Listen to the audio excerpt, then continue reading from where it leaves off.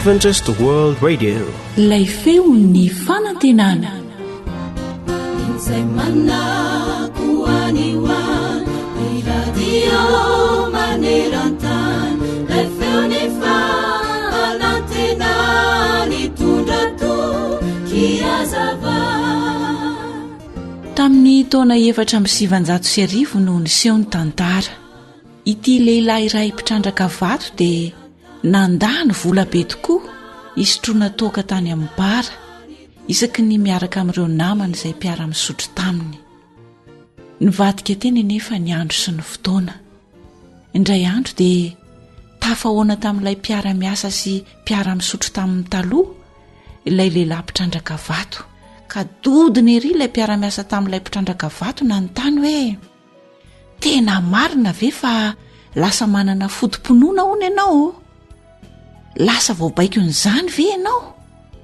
Tsia, zaho mihitsy no nanolo tena sy niova fo.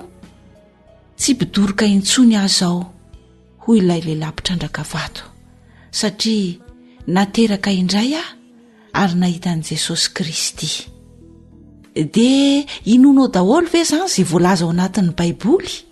Hoy indray ilay mpiara-miasa tamin'ny taloha. Eny, tena inoko amin'ny foko manontolo mihitsy, hoy ilay mpitrandraka vato. Dia inonao daholo koa ve ny fahagagana rehetra voatantara ao amin'io Baiboly io? Dia hiteny amiko koa izany ianao fa tena navadika Jesosy ho lasa divay tokoa ilay rano tamin'ny fampankarambady taokana? Hoy indray ilay mpiara-miasa sy mpiara-misotro toaka tamin'ny taloha. Eny, tena marina avokoa ireny fahagagana nataon'i Jesosy ireny, hoy ilay lehilahy mpitrandraka vato.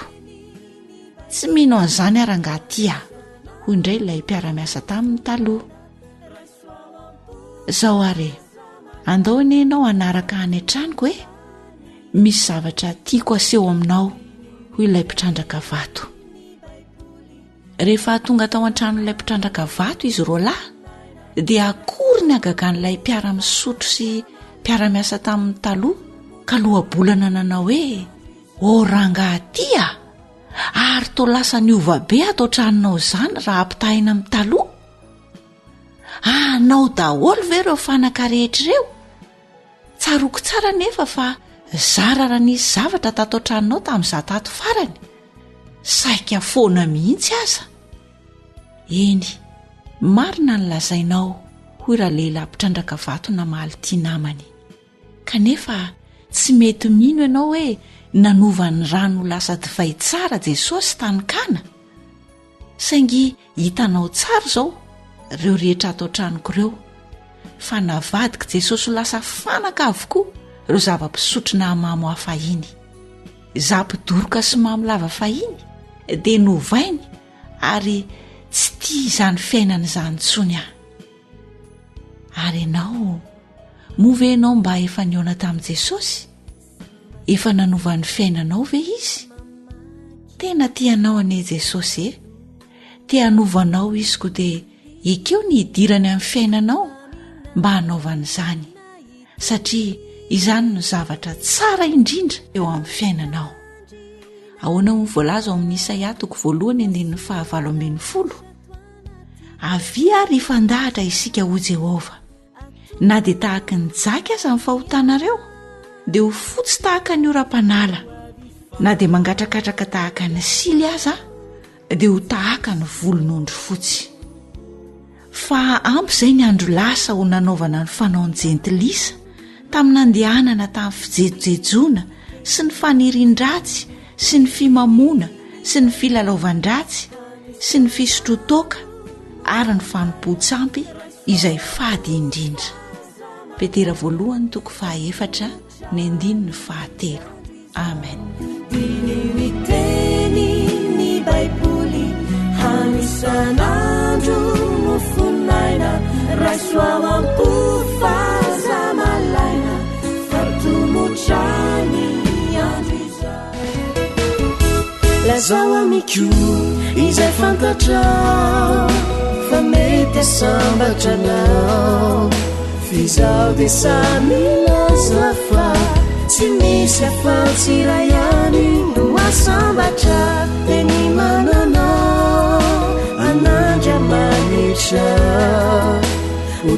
utumpo sy mpamonjana tena resy latra fanavolana harena azatao mampaonena katsao ny tena lafatra tena ao andanitra tazony ao ampona re teny fikasany ade ny teny nandriamanitra fizay no masambatra lazao amiko izay fantatra fa mety asambatranao fizao de samy laza fa tsy misy afatsy ray ihany no asambatra de ny mananao an'andriamanitra utumpo sy mpamonjana tena resy latra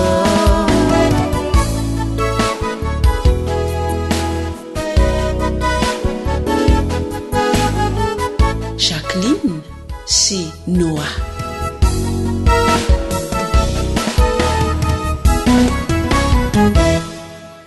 naizanaiza le anao ikatsahanao ny tena soa nayankavanana nayakavy mbola hafa ihany Kristy naikiry mafy azy anao aminyerinao manotolo de very maina fony izany fitakany eto ata lazao amiko izay fantatra fa mety asambatranao fizao de samy laza fa tsy misy afatsy ray ihany no asambatra de ny mananao an'andriamanitra utumpo sy mpamonjana tena resy latra izy no utumpo sy mpamonjana tena resy latra Jesu no utumpo sy mpamonjana tena resy latra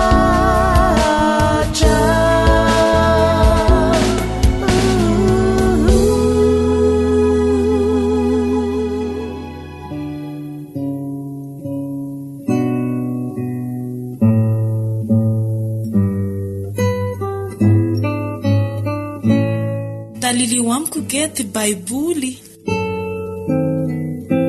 fandaharana iarahanao amin'ny feon'ny fanantenana mpanjaka voalohany toko voalohany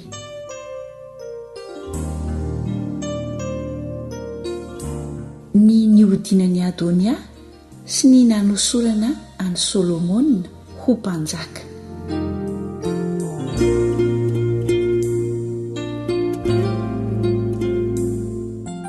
ary Davida mpanjaka dia efa zoky olona sady nandroso fahanterana ary norakofany lamba izy fa tsy nentina fana ka dia hoy ny mpanompony taminy aoka hitadiavana zazavavy Virjiny ny mpanjaka tompoko dia aoka hitoetra eto anatrehan'ny mpanjaka izy mba ho mpitaiza azy ary aoka ahandro eo amin'ny tratranao izy ka dia ampahafana ny mpanjaka tompoko ary dia nitady zazavavy tsara tarehirany tanin'ny Israely rehetra izy ka nahita ny Abisaga Sonemita dia nentiny tany amin'ny mpanjaka ary tsara tarehy dia tsara tarehira zazavavy dia tonga mpitaizan'ny mpanjaka sady nanompo azy izy nefa ny mpanjaka tsy nahalala azy ary Adonia zanakalany Agita nanandratra ny tenany ka nanao hoe izano anjaka dia nanomana Kale sy mpitaingin-tsoavaly ary 50 lahy ho mpiazakazaka eo alohany izy ary ny rainy tsy mbola niteny mafy azy akory hatr'izay ny ainany nanao hoe nahoana ianao no manao toy izao sady lehilahy tsara tarehy tokoa izy ary izy no natera-dreniny nanarakaraka ny Absaloma ary efa niresaka tamin'ny Joaba zanak' Zeroia sy Abiatara mpisorona izy ka dia niendany tamin'ny Adonia izy roa lahy ka nanampy azy fa aza doka mpisorona sy Benaya zanak Joiada sy Natana-paminany sy Simei sy Rei ary ny lehilahy mahery izay any Davida kosa tsy mba niandany tamin'ny Adonia. Ary Adonia namono ondry amanosy sy omby ary zanak'omby mifaty eo anilan'ny vato Zoeleta tanilany Endrogela ka nanasany rahalahiny zanaka lahy mpanjaka rehetra sy ny lehilahy rehetra amin'ny Joda mpanompon'ny mpanjaka. Fa Natana-paminany sy Benaya sy ny lehilahy mahery ary Solomona rahalahiny no tsy mba nasainy. Ary Natana ny teny tamin'ny Batseba renin'ny Solomona hoe motsy renao va fa efa manjaka Adonia zanak'i Agita nefa tsy fantatra Davida tompontsika akory izany? Hoe tsy omeko saina ianao hamonjenao ny ainao sy ny ain Solomona zanakao. Mandehana makany amin'ny Davida mpanjaka ka lazao aminy hoe tsy nianina tamin'ny tompoko mpanompo vavinao va ianao ry mpanjaka tompoko na hoe Solomona zanakao lahy no anjaka andimby ahy tokoa ary izy no hipetraka eo amin'ny seza fiandrianako ko nahoana indray no Adonia no manjaka? Ary raha mbola miteny amin'ny mpanjaka ianao dia indro izaho koa hiditra manaraka anao ka hanamarina ny teninao. Ary Batseba dia nakao amin'ny mpanjaka tao amin'ny efitran'ny toerany. Ary efa antitra ny mpanjaka ary Abisaka Sonemita nanompo azy dia niondrika Batseba ka niankohaka teo anatrehan'ny mpanjaka. Ary hoy ny mpanjaka, inona no ilainao? Dia hoy izy taminy, tompoko lahy ô, Jehovah Andriamanitrao no nianiananao tamiko mpanompo vavinao hoe Solomona zanakao lahy no anjaka andimby ahy tokoa ary izy no hipetraka eo amin'ny seza fiandrianako. Kanjo izao dia indro Adonia no manjaka kanefa tsy fantatrao izany ry mpanjaka tompoko. Ary efa namono omby sy zanak'omby mifahy ary ondry amanosy betsaka izy ka efa nanasa ny zanaka lahy mpanjaka rehetra sy Abiatara mpisorona ary Joaba komandiny miaramila. Fa Solomona mpanomponao ihany no tsy mba nasainy. Ary ianao ry mpanjaka tompoko, ny mason'ny Israely rehetra manandrandranao ilazanao izay hipetraka eo amin'ny seza fiandriananao mpanjaka tompoko handimby anao. Fa rehefa lasa mody mandry any amin'ny razan'ny mpanjaka tompoko dia izaho Solomona zanako no atao meloka. Ary raha mbola niteny tamin'ny mpanjaka raha vehivavy dia indro niditra koa Natana-paminany. Ary nisy nanambara tamin'ny mpanjaka hoe indro Natana-paminany dia niditra teo anatrehan'ny mpanjaka izy ka niankohaka tamin'ny tany teo anatrehany. Ary hoy Natana, ry mpanjaka tompoko, fa angaha ianao efa niteny hoe Adonia no anjaka andimby ahy ary izy no hipetraka eo amin'ny seza fiandrianako. Fa izy nidina androany ary namono omby sy zanak'omby mifahy sy ondry amanosy betsaka ka nanasa ny zanaka lahy mpanjaka rehetra sy ny komandiny miaramila sy Abiatara mpisorona. Ary indreo izy mihinana sy misotro eo anatrehany ka manao hoe ho ela velona ny Adonia mpanjaka. Fa izaho mpanomponao sy Zadoka mpisorona sy Benaya zanak'i Joiada ary Solomona mpanomponao ihany no tsy mba nasainy. Moa avy tamin'ny mpanjaka tompoko va no nahatonga izany zavatra izany ka tsy mba nampahafantarinao ny mpanomponao izay hipetraka eo amin'ny seza fiandriananao mpanjaka tompoko andimby anao?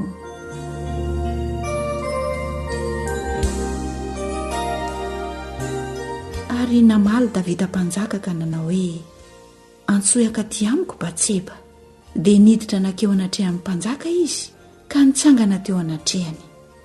Ary ny mpanjaka nianina hoe raha velona koa Jehovah izay namonjy ny aiko tamin'ny fahoriana rehetra dia tahaka ilay nianianako tamin'i Jehovah Andriamanitry ny Israely sady nilazako tamina hoe Solomona zanakao lahy no anjaka andimby ahy tokoa ary izy no hipetraka eo amin'ny seza fiandrianako isolo ahy. Dia izany ihany no ataoko anio. Ary Batseba niondrika dia niankohaka tamin'ny tany teo anatrehany mpanjaka ka nanao hoe, ho velona mandrakizay anie Davida mpanjaka tompoko. Ary hoy Davida mpanjaka, antsoiaka ty amiko Zadoka mpisorona sy Natana-paminany ary Benaia zanaky Joiada. Dia niditra nakeo anatrehan'ny mpanjaka izy 3 lahy. Ary hoy ny mpanjaka taminy, ento miaraka aminareo ny mpanompon'ny tomponareo, ary ampitaingeno ny ampondra vaviko Solomona zanako lahy. Ka ento midina ny Giona izy, ary aoka Zadoka mpisorona sy Natana-paminany anositra azy ihany ho mpanjaka ny Israely. Ary tsofinareo ny anjomara, ka laza hoe ho ela velona ne Solomona mpanjaka. Dia miakara manaraka azy ianareo, ary aoka izy hiditra ka hipetraka eo amin'ny seza fiandrianako. Fa izy no mpanjaka isoloa, satria izy no voatendriko ho mpanapaka ny Israely sy ny Joda. Ary Benaia zanaky Joiada namaly ny mpanjaka hoe, Amen. Iteny tahaka izany koa ane Jehova Andriamanitry ny mpanjaka tompoko.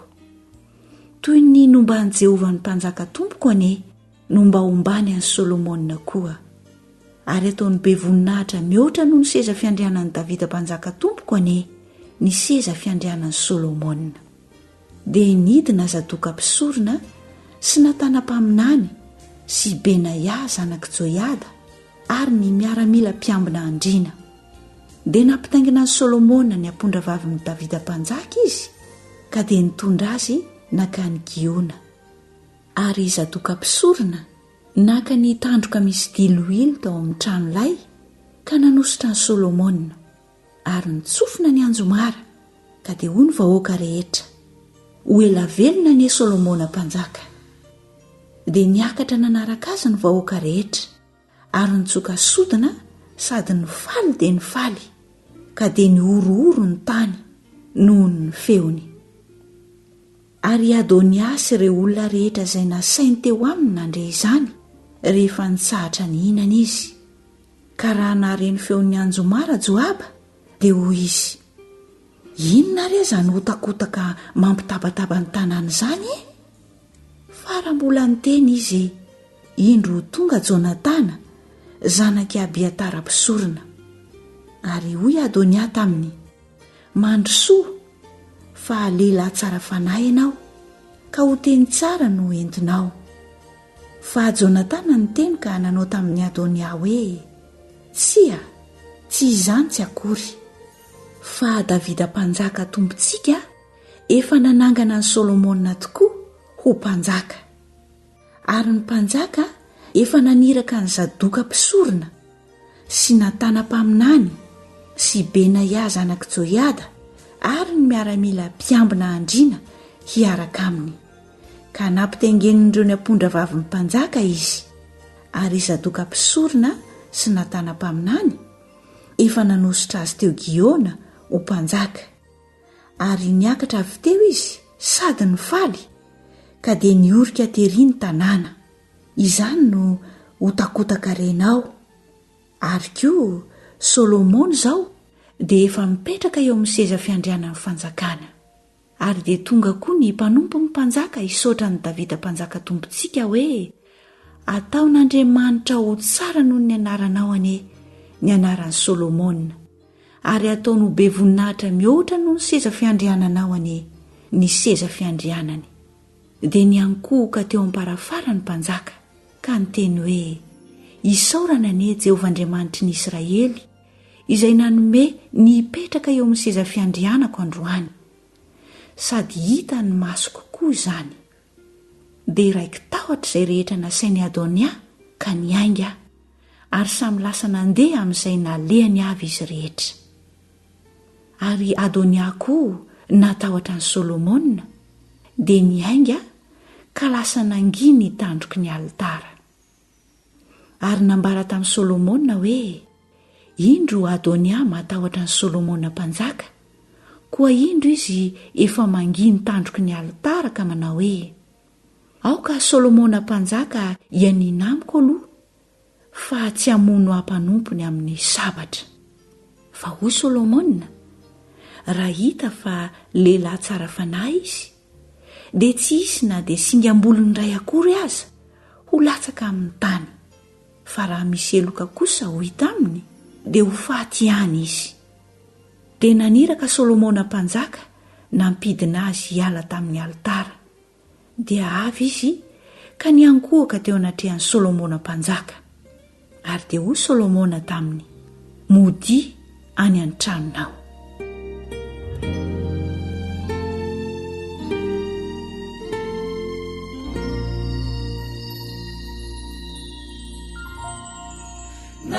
Inuna miseo si zavatsarotra manjo zay manjo tumani si tureo zay mety ankarary fo zany fo de banjino si jereo fa indro misy zavatso natolotry lalaio vaolana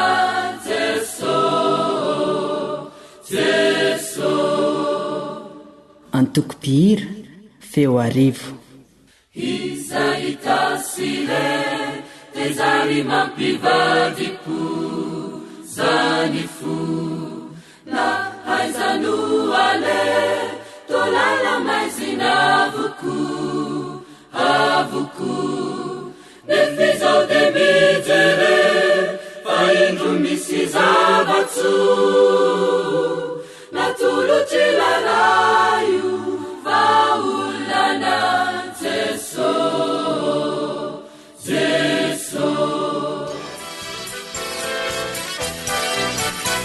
AWR manolotra ho anao feon'ny fonantenana.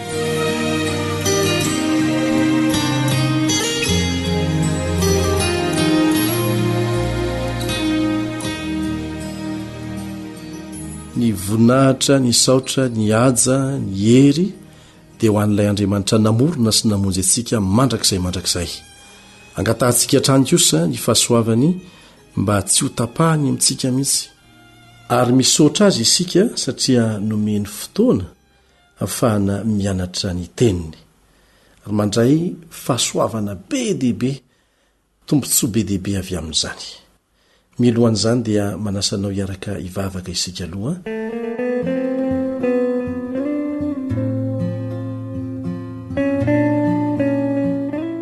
Raha izay ny an-danitro misaotra anao izay satria lehibe loatra ny fitiavanao anay. Tsy tratry ny sainay mihitsy azy zany, ka indraindray tsy mampino ny maro aminay ny fahamarinana izany. Kanefa dia miseho amin'ny fomba rehetra ny fitiavanao anay, amin'ny lafiny rehetra eo amin'ny fiainanay mihitsy. Ka dia misaotra anao hatrany izay. Hiara-hianatra ny teninao zahay, ka mba tonga anay hahatakatra tsara izay tianao lazaina, anana fo afaka mandray tsara izay tianao ambara aminay, dia mamelany elokay ary angatahanay ny fananao masina mba hampianatra anay. Amin'ny anaran'i Jesosy, amen.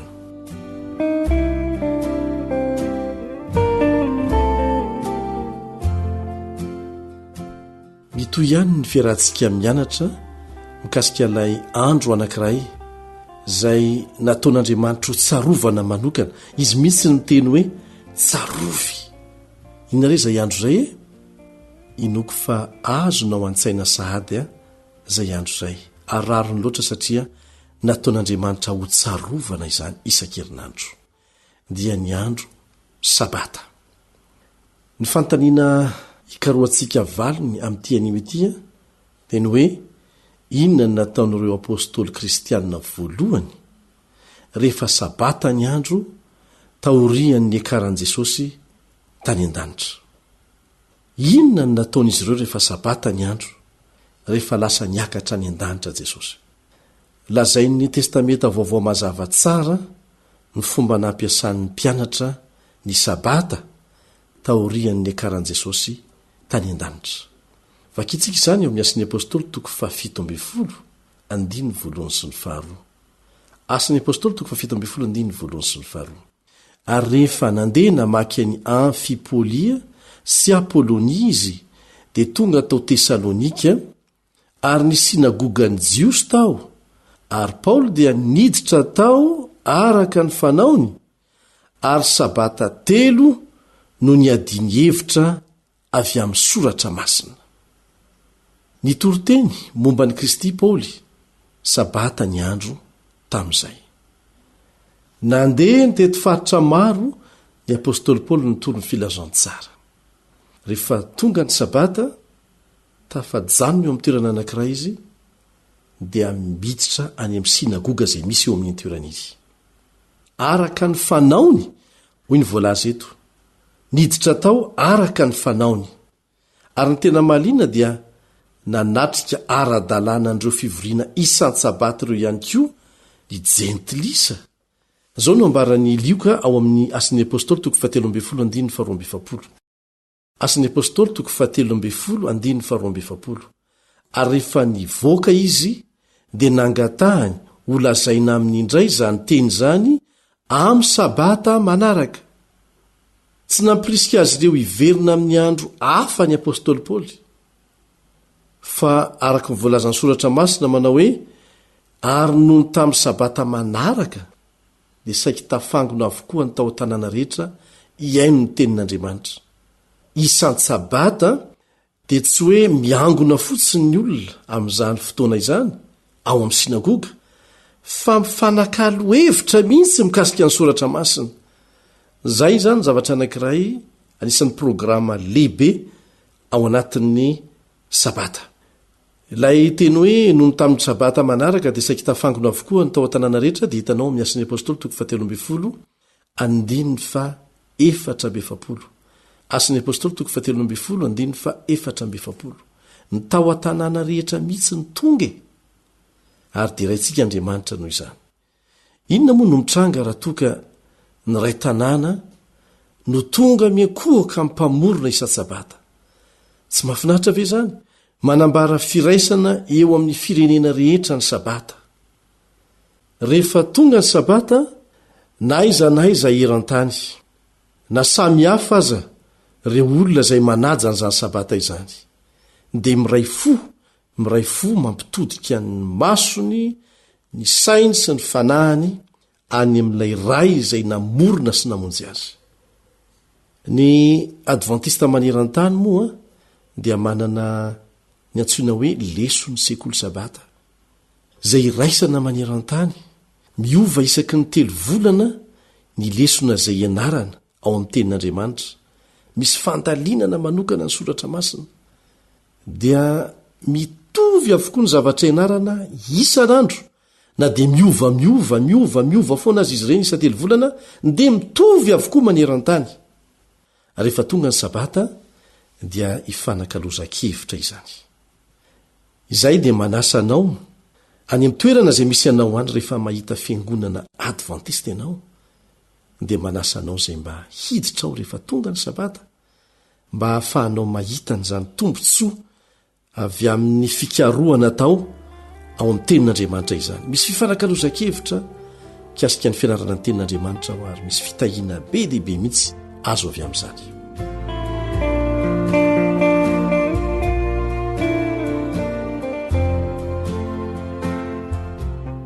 Tafiditra ao anatin'ny zavaboary iray ihany sika ao amin'ny Kristy. Naiza misy atsika maneran-tany ary notefena ho taranak'olombelona iray ihany, Andriamanitra iray ihany namorona antsika. Naiza misy atsika, na iza tsika. Arak'izany dia mankalaza an'io mahiray ihany antsika io isika rehefa sabata. Akambany ho taranak'olombelona iray ihany sika rehefa tonga miakohoka aminy, miara-miakohoka aminy isan-tsabata. Naiza misy antsika. Niara-ny vorony tandrina sabata ny mpianatra, na koa ny zarazara ho tarika kely tany amin'nisy azy avy rehefa tsy nisy ny fivoriana ny raisan'ny mpino, araka ny voalaza ao amin'ny Asin'ny Apôstôly 7:17. Asin'ny Apôstôly 7:17 izay mivaky takan'izao. Ary tamin'ny andro sabata dia nivoaka teo ivelan'ny vavahady izahay nankeny amorony ony, izay nataonay fa nisy fitoerana fivavahana ary nipetraka teo izahay ka niresaka tamin'ny vehivavy vory teo. Tsy nisy zanam-piangonana na fiangonana nitandrina ny sabata tao amin'izany tanàna izany. Zany no natonga ny apôstôly Paoly nanatona ny antokona mpino anankiray izay nivory teo amorony ony, toerana tony sy milamina na ahafahana niaraka ny vavaka sy nankalaza ilay mpahazo ao tontolo izao tamin'io sabata io. Mazava loatra moa efa nirantsika nianatra hatrany fa ny fanatrehan'Andriamanitra ny mahamasina n'izany toerana izany sy ahafahana mandray fitahiana amin'izany fotoana izany. Mazava ny fanambaran'ny testamenta vaovao hoe mikasika ny andro izay ny vavahan'ny apôstôly isan-kerinandro ary nitandremany manokana satria baiko n'Andriamanitra izany dia ny sabata. Jesosy dia nilaza tamin'ny mpianany fa mijanona hatrany ny fitandremana ny sabata. Tsy maintsy tohizana izany ary hitohy hatrany an-danitra anie izany. Nitandrina ny sabata Petera, nitandrina ny sabata i Paoly. Ny boky ny Apokalipsy dia ahitantsika ny fanamafisana izany fitandremana ny sabata izany, mipakatra ny fiainana mandrakizay. Ka dia miantso antsika hiveriny akoho ka mpamorona antsika isa-sabata. Tsy an'ny advantista ny sabata, tsy an'ny jiosy. Raha tsy mbola teo akory ny raiben'ny jiosy voalohany dia efa teo ny sabata. Raha mbola tsy nisy mihitsy izany hoe advantista izany dia efa teo ny sabata, satria sady tsy an'ny jiosy izany ny tsy an'ny advantista fa natao an'ny olombelona rehetra ary Andriamanitra nametraka azy. Amin'izao andro farany tantarany tany izao dia miantso antsika hiverina amin'ny tena fiankofana marina aminy ny fanambaran'i Jesosy Kristy voalaza ao amin'ny Apokalipsy. Misy fitahiana tononon'Andriamanitra manokana amin'izany sabata izany ho an'izay mitandrina azy, ka dia asaina ianao mba handray anjara amin'izany fitahiana izany. Amen.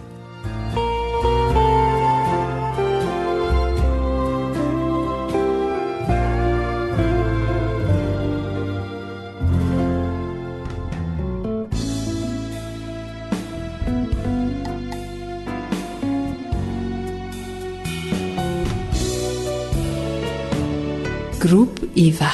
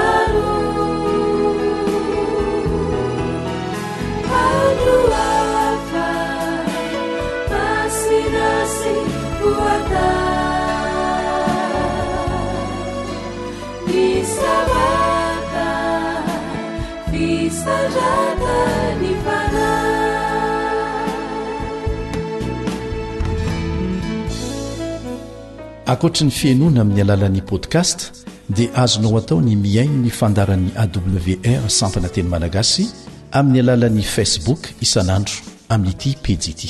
AWR feon'ny fanantenana. Andramanitra fitiavane ibe fafinaritra fakamire are fazanakana tsunayamaka iubeanawa ibabaka aminiza sabatana iza andruafa tenalua nanuncu isabata timbamana palu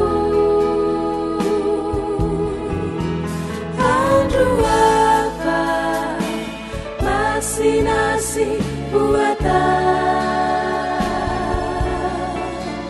nisabata visajata nifana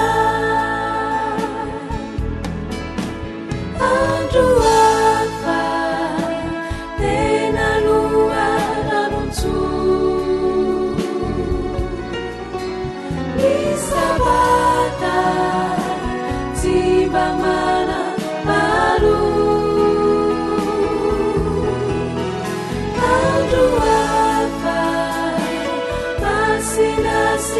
buata nisabata visarata nifana. Ilay feony fanantenana.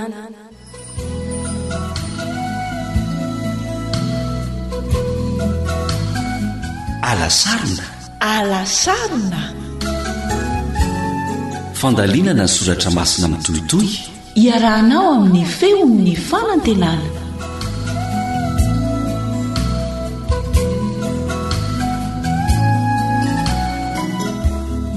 dia mikafaliana indray no iarahana aminao amin'ny alalan'ity fandaharana miaraba namana kalepandretsikivy miarabanao no namanaritiana ary miaraba ihany koa ny izay rehetra manaraka an'izao fandaharana izao. hiaraka hianatra ny tenin'andriamanitra indray isika fa milohan'izany aloha manasanao mba hiara hivavaka aminay.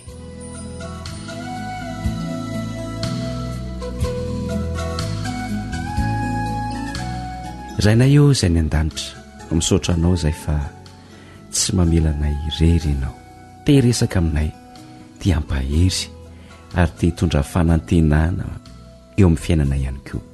ta io ny fotoana iarahana tahaka an'izao ampitombo an'izany fanantenana izany ary ninonina zavatra mety iainan'ity mpiaino mpiara-mianatra aminay ity ianao ane anomeny herinao ahafahany miaina ampifaliana amin'ny fananana anao amin'ny anaran'i Jesosy no angatanay izany vavaka izany.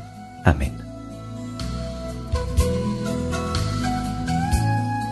mbola ny momba ny noavinao ihany no iarahantsika mandiniketo na manakaleba ndretsikivy marina izany namanaritiana raha tsy haivina kely ny fandaharana teo aloha dia niresaka isika ny amin'ilay sary olona lehibe izay hitan'ny Nebokadnezara tao amin'ny nofy ary tsy nisy nahay nilaza ny heviny ny olon-kindry tamin'izay fotoana izay afa-tsy Daniel Hebreo izay babo tany Babilôna. Inona daholo moa namanaritiana ireo fizarana teo amin'ilay sary olona sy ny heviny. Ny fizarana teo amin'ilay sary olona lehibe ny loha volamena. Ny loha volamena moa izany dia manambara ny fanjakana Babilôniana voalaza ao amin'ny Daniela 2 ny 7:70 hatramin'ny 7:70. Dia ny manaraka ny tratra sy ny sandry volafotsy. Io kosa indray dia manambara ny fanjakan'ny Persianina izay nandimby ny fanjakan'ny Nebokadnezara. Dia fahitantsika ihany koa ny hoe kibo sy fevaraina. Io indray dia manambara ny fanjakana Grika izay nandimby ny fanjakana Mediana sy ny Persianina. Ary hitantsika tamin'ny farany ny ranjovy.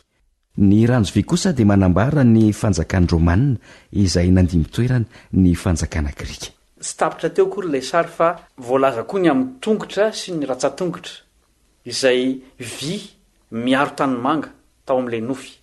io ve zany no fanjakana lehibe fahadimy eto amin'ny tantarany tany izay anaraka ny Roma. Dia zao no ambaran'ny Daniela toko 2 andininy faraky amby 7 sy 27. Daniela toko 2 andininy faraky amby 7 sy 27. Ary satria hitanao ny tongotra sy ny rasa tongotra fa nitapany tanymanga ny mpanefy tanymanga ary nitapany vy dia ho fanjakana mizarazara izy. Nefa isy herim-by ao aminy satria nahita vy niaro tanymanga mbola fotaka ianao ary toy ny rasa tongotra nitapany vy nitapany tanymanga dia ho toy izany ny fanjakana nitapany ho mafy ary nitapany ho malemy. Tsy fanjakana fahadimy na hery teto amin'izao tontolo izao no nolazain'ny mpaminany fa fizaran'ilay fanjakana vy dia Roma. Nizary ho fanjakana 10 Roma araka ny sary naseho tamin'ireo tongotra sy ratsa-tongotra tamin'ilay sary olona. Tena nitranga tokoa ve izany? Eny, tena nitranga tokoa. Nandritra ny taonjato 405 tamin'ny vanim-potoanan'ny kristianina no nisy ny barbarianina mpifindra monina avy any avaratra na nianika ny fanjakana romanina izay efa niakely hery sady nisoko mangina. No ny farany dia nambabo ny akamaroan'ny faritra tany Roma andrefana ny folo tamin'ireny foko ireny ka lasa nitsangana ny firenena 10 malio tena teo amin'ny faritra Eropa. Ireo rasa-tongotra ireo no maneho an-tsary ireo firenena Eropeanina amin'izao fotoana izao. Ny vanim-potoana misy antsika ao anatin'ny faminaniana ara-baiboly manao ahoana e? Voalaza meloa anatin'ny faminaniany Daniela ve hoe isy ezaka ampitambatra an'ireo firenena ny Eropa ireo eo ambany fahefan'ny mpanapaka anankiray? Izao ny voalazan'ny Daniela toko 2 ny 7. Daniela toko 2 ny 7. Ary tony nahitanao ny vy niaro tanymanga mbola fotaka dia toy izany no iarony amin'ny taranak'olombelona nefa tsy hitambatra izy dia toy ny tsy fetezany vy miaro amin'ny tanymanga. Daniela toko 2 ny 7 manambaran'izany. Rehefa niezaka nampitambatra ny Eropa hatrany ny lehilahy mahery rehetra saingy tsy nisy naomby avokoa izy ireny na dia efa tena kaiky ny fandresena aza. Raha mitaina amin'ny hafa rehetra ohatra Napoleon, izy zany ny tena efa saiky nahavita nanambatra ny Eropa ny saratsaraka kanefa azo antoka fa rehefa nisaintsaina nyty faminanian'ity izy teo ampandosirana satria resy tany an-tany ady tany Waterloo izy dia zao no hika mafy nataony tena miaika n'Andriamanitra avo indrindra. Rehefa namorona nitafika amin'ny tabedina mahery indrindra ihany koa tamin'ny androny i Kaiser William sy Adolf Hitler dia samy tsy naomby tamin'ny fampitambarana ny Eropa teo ambany fahefany mihitsy izy ireo. Nahoana? Satria tanteraka ny tenin'Andriamanitra hoe ifangaro ny olona ary tsy hitambatra mihitsy araka ny voalaza amin'ny Daniela toko 2 ny 7. Manambara zany fa miazona no avy eo an-tanany Andriamanitra. Izy ny tompon'ny fahefana faratampony ary azo antoka fa ampitondra fanantenana, fiadanantsaina ary fahatokiana ny drafitr'Andriamanitra ho an'ny fiainantsika.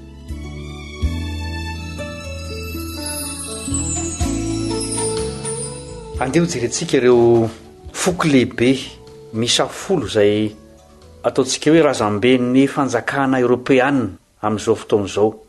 Voalohany amin'ireny ny foko anglo-saxone izay nanome any Angletera, ny foko frank nanome any Frantsa, ny alamania razamben'ny Allemana zany, ny lombara italiana, ny ostrogoth izay rava moa taty aoriana, ny visigoth no nanome any Espagne, ny bourgundians izay lasa Suisse, ny vandal izay avy any Afrika avaratra izay rava koa taty aoriana, ny suevi izay nanjary Portugal ary ny Eruli izay foana ihany koa taonjato vitsivitsy taty aoriana. Zany hoe raha ataontsika tompo maso ny amin'ny ho avy ampahandray amin'ny faminaniany Daniela ihany sisany tsy tanteraka. Inara ny dikan'le vato izay namely an'le sary olona teo amin'ny tongony na namontsana azy ary tonga tendrombohitra lehibe nameno ny tany ray manontolo. Zao ny voalaza amin'ny Daniela toko 2 ny 7. Daniela toko 2 ny 7. Ary amin'ny andron'ireo mpanjaka ireo andriamanitra ny lanitra dia anorona fanjakana izay tsy ho rava mandrakizay, ary izany fanjakana izany tsy avela ho an'olo-kafa, fa ireo fanjakana rehetra ireo dia ho torotoroiny sy ho levoniny, fa izy kosa hitoetra mandrakizay. Ny teny hoe ireo mpanjaka ireo no hiantsona ny mpanjaka naseho tamin'ny araran'ilay tongotra sy ratsa-tongotra teo amin'ilay sary olona. Ilay mpanapaka ny Eropa moderna izany hoe manondro ny androntsika amin'izao fotoana izao. Amely an'io sary olona io ilay vato tsy nendahan-tanana ka norotoro azy, ary ameny ny tany ao aorianan'izay izy. Tsy ho ela intsony Jesosy dia ho avy any an-danitra. Anorona fanjakana dia fanjakana feno fahasambarana sy fiadanana. Rehefa izany dia Kristy, ilay vato lampy sy mpanjakany mpanjaka no hanapaka izao tontolo izao mandrakizay. Samy efa niseho avokoa ny zavatra rehetra tao amin'ilay faminaniana ao amin'ny bokin'ny Daniela 2, afa-tsy ilay tranga farany dia ny famelezan'ny vato ilay sary olona. Raha ny fandaram-potoanan'Andriamanitra ny jerena na manan-kaleba andriantsikivy dia efa tena manakaiky io fotoana io. Eny efa tena manakaiky ny ora. Efa tena manakaiky ny ora lehibe isika ankehitriny, dia ny fiverenan'i Kristy eto amin'izao tontolo misy antsika izao. Efa marana n'ilay ady lava be sy miosondra teo amin'ny tantaran'ny olombelona Jesosy Kristy, ilay zanak'Andriamanitra, ary anorina fanjaka mpitiavana sy fanjaka pasoavana mandrakizay. Marina izany namana Aritiana. Fa inona moa no ifandraisantsika amin'io sary olona lehibe io? Ity faminaniana ity dia maneho ny tanan'Andriamanitra mitaradalana ao anatin'ny fijoroana sy ny faravan'ny firenena samihafa. Hain'Andriamanitra ny lasa, ary maneho mazava tsara ity faminaniana ara-baiboly ity fa fantany tsara koa no avy. Raha toa ka Andriamanitra no nifehy ny hetsika rehetra nisy teo amin'ny firenena toy izany araka ny fotoana izay efa voatondro mihitsy, dia azo antoka fa afaka hitarika ny fiainana isam-batan'olona koa izy. Izao no tokony omeny Jesosy ho antsika. Matteo 10:17 sy 17. Matteo 10:17 sy 17. Fa na dia ny volondohanareo aza dia voaisa avokoa, ko aza matahotra, fa mihoatra noho ny tsintsina maro ianareo. Mety atao fanafodin'ny nyaya sy ny tahotra rehetra eo amintsika ny fanomezam-pinoana avy amin'Andriamanitra. Azo ampiasaina ho vato fantsika ao amin'ny fanahintsika ny fanantenana entiny. Azonao vakiana ny Hebreo 4:7-7. Mitondra fahasamihafana tanteraka ny fanantenana ilay Andriamanitra mendry pitokisana. Eny, fa na dia toa mizarazara avokoa aza izao tontolo manodidina antsika izao, raha toa ka manantona an'i Kristy sady ampanolora-tena tanteraka ianao, dia anomeanao finoana izay hitari-dalana anao tanteraka ao anatin'ny tafiotra rehetra Kristy. Ny fiadanana avy amin'ny heriny avo indrindra izay nampanantenain'i Jesosy ane ho atorony ho anao.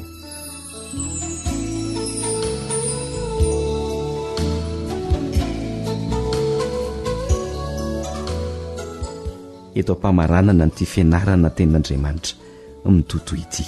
Dia izao ny vakiantsika ao amin'ny Jaona 4:7, ny 7. Jaona 4:7, ny 7. Fiadanana no avelako anareo, ny fiadanako no omeko anareo. Aza malahelo na matahotra ny fonareo. Manana an'izany fiadanana izany ve ianao? Misaoran'i Jesosy mpamonjy ianao raha toa ka eny ny valiny. Fa raha tsy kosa, maninona raha manasa azy? Eny maninona raha manaiky azy hifeny fiainanao ianao manomboka ankehitriny? Raha fanirianao izany dia manasanao izay mba hiaraka hivavaka aminay ity ampamaranana ity fianarana ny ten'Andriamanitra mitoto ity.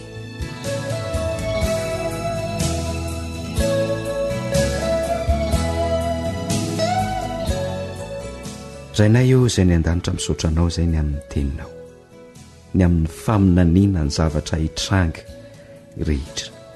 Marina ny faminaniana efa tanteraka ny ampahany betsaka amin'izany, ary miandry ny ampahany farany izay tsy maintsy ho tanteraka dia ny fiverenan'i Kristy hamarana ny tantara, hametraka ny fanjakana be voninahitra sy mandrakizay eto amin'ity tany ity. Ray tsara ho tahiomba hanana anjara amin'izany ity mpiara-mianatra ny tenin'Andriamanitra aminay ity. Tahio izay tsirairay avy ary baboy ho tena ho anao tanteraka. Ka ny sisa amin'ny andronay dia iomananay, hahatonga anay ho vonina amin'izany fiverenany Kristy tsy ho ela intsony izany. Amin'ny anaran'i Jesosy no angatahanay izany vavaka izany. Amen.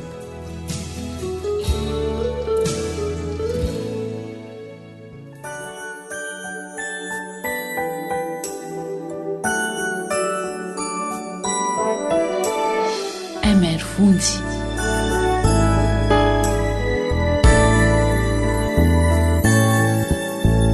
Sambatra ufanganana na utukikyu Dianau nutubukushi Bamundikyu tsara Zai wangigaku Tukikyu tiayana wazamanda uwali Biaini fiaina kusi Pamundi ekeku Itundrai wanyandamitra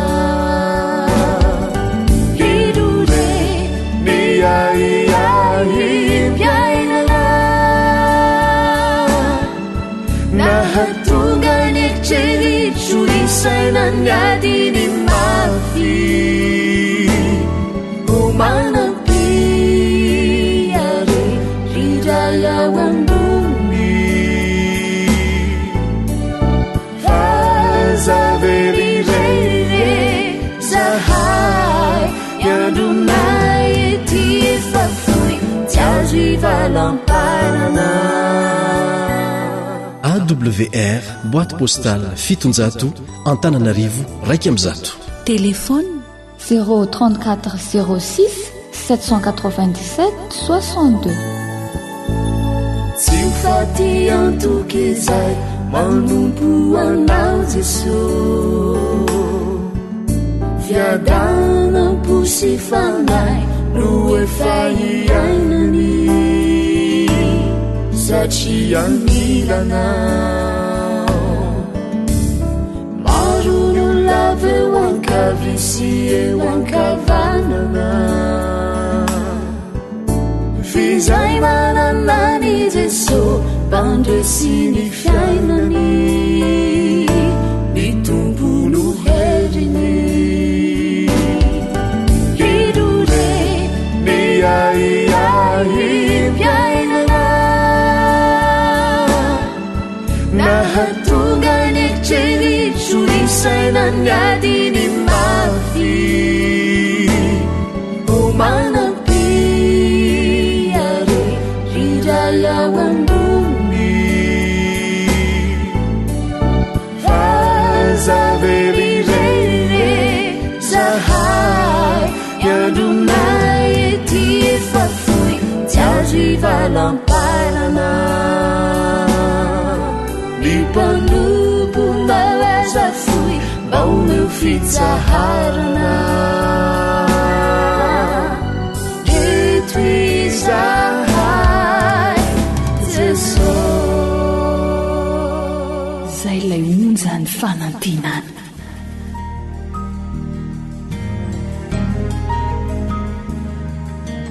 Faniteninao no fahamarinana. Taridalana manokana fianarana baiboly avoaka ny fiangonana advantista maneran-tany. Iarahanao amin'ny feon'ny fanantenana sy ny departementany sekoly sabata.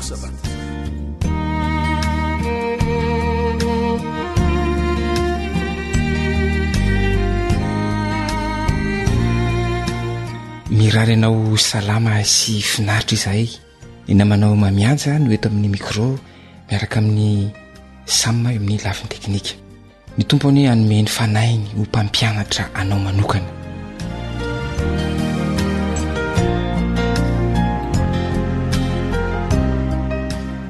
Ny fanalahidy ny firaisan'ny ankohonana, ny fanalahidin'ny firaisan'ny ankonana.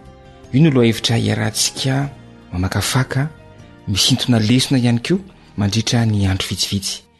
Ny toko sy andininy natao fitadidy ny tsy anjery dia izay voasoratra ao amin'ny Jaona toko 7:20. Jaona toko 7:20 dia ny andininy 1:20. Izao ny vakin'izany teny izany amin'ny anaran'i Jesosy. Mba ho iray ihany izy rehetra, tahaka anao ray ato amiko ary izao koa ao aminao, mba ho ao amintsika koa izy, mba hinono izao tontolo izao fa ianao no naniraka. Andeha veritsika. Mba ho iray ihany izy rehetra, tahaka anao ray ato amiko ary izao koa ao aminao, mba ho ao amintsika koa izy, mba hinono izao tontolo izao fa ianao no naniraka. Resaka firaisampo, firaisan-tsaina no tiana ambara mandritra ny lesona. Manana fanandramana manan-danja maro ny fianakaviana eo amin'ny fotoana samihafa lalovany amin'ny fiainana. Ary azo atao ny milaza fa fotoam-piovana goavana ho an'ny mpianakavy ny sasany amin'ireny fanandramana lalovana ireny. Iray amin'ireo goavana indrindra amin'ny fiovana miseho ho an'ny ankonana ny fahaterahan'ny zaza.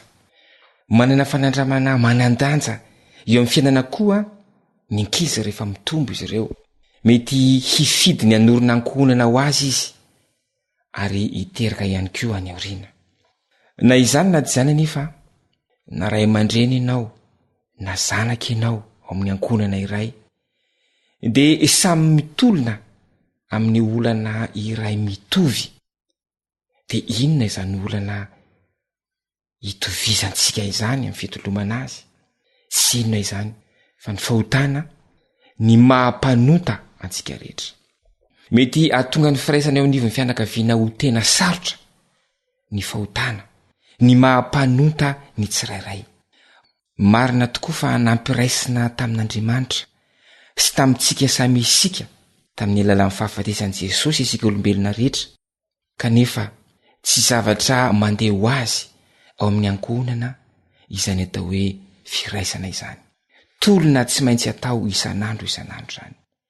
Tianao ve nisy ny firaisana isan'andro ao amin'ny ankonanao? Mazava loatra fa maniry an'izany isika rehetra.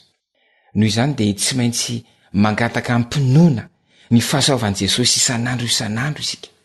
Ary io fahasoavan'io no anampy antsika hiaina ao anatin'ny firaisana ao anivon'ny ankonantsika. Averina indray fa tokony ho fanandramana isan'andro atao ampinoana eo anivon'ny fianakaviana, eo anivon'ny ankonana ny fangatahana ny fahasoavan'Andriamanitra mba hisiny ny firaisana. Hivavaka isika.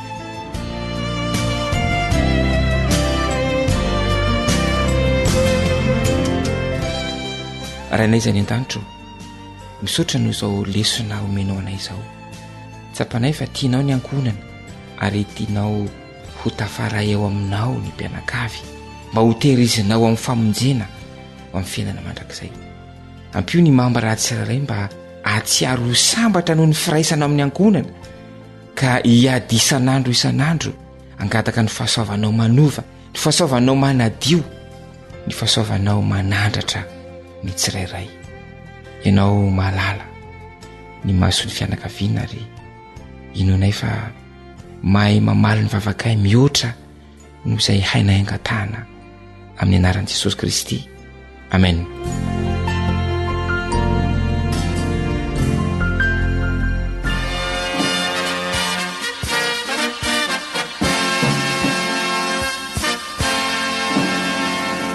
Adventist World Radio, the voice of hope.